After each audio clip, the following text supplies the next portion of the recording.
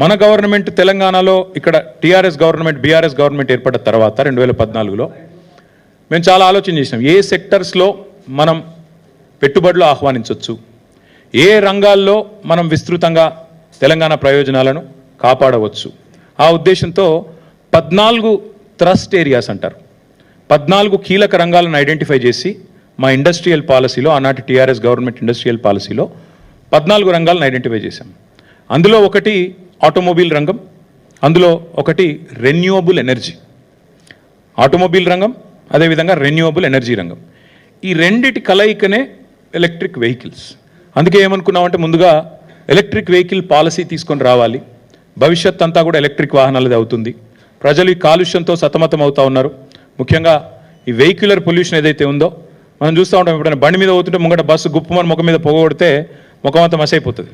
కాబట్టి భవిష్యత్ అంతా ఎలక్ట్రిక్ వాహనాలదే, ఎలక్ట్రిక్ బస్సులు కానీ ఎలక్ట్రిక్ కార్లు కానీ బహుళ ప్రాచుర్యం పొందుతాయి. ఇవి భవిష్యత్తులో ఫార్ములా 1 ఉండకపోవచ్చు, ఉంటే గింటే మళ్ళీ ఫార్ములా ఈ రేసే ఉంటుందని చెప్పి మనం ఈ క్రమంలో, అంటే మళ్ళీ ఒక ఎగ్జాంపుల్ చెప్తా ఉన్నా, అది కూడా చంద్రబాబు నాయుడు గారు చెప్తా ఉన్నా.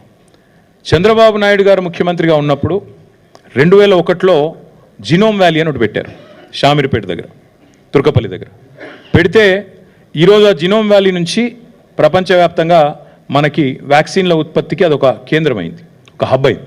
అంటే మొక్క ఒకరు నాటొచ్చు, విత్తనం ఒకరు పెట్టొచ్చు, కానీ దాని ఫలాలు అల్టిమేట్గా భవిష్యత్ తరాలకు అందుతాయి. అట్లా ముందు చూపుతో కొన్ని కార్యక్రమాలు ప్రభుత్వాలు చేయాలి, చేస్తాయి. బుద్ధున్న ప్రభుత్వం అంటే చేస్తుంది.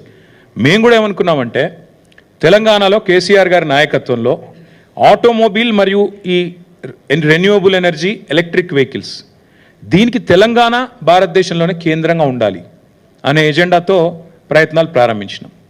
ప్రారంభించే క్రమంలో స్టడీ చేశాం. చెన్నైలో ఒక ఆటోమొబైల్ కేంద్రం ఉంది, అక్కడ చాలా కంపెనీలు, ఫోర్డ్ లాంటి కంపెనీలు మ్యానుఫ్యాక్చరింగ్ పెట్టాయి. అట్లాగే పూణేలో కొన్ని ఆటోమొబైల్ పార్ట్స్ తయారు చేసే కంపెనీలంతా కూడా అక్కడ ఉన్నాయి.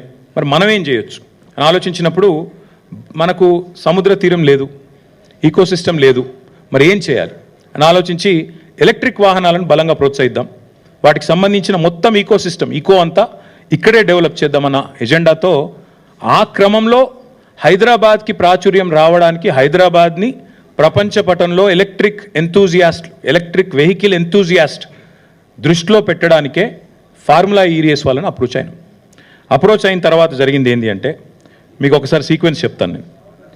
మనము వాళ్ళతోన అప్రోచ్ అయ్యి ఒక మొట్టమొదటి అగ్రిమెంట్ ఎప్పుడు సైన్ చేశామంటే 25 అక్టోబర్ 2022. ఇది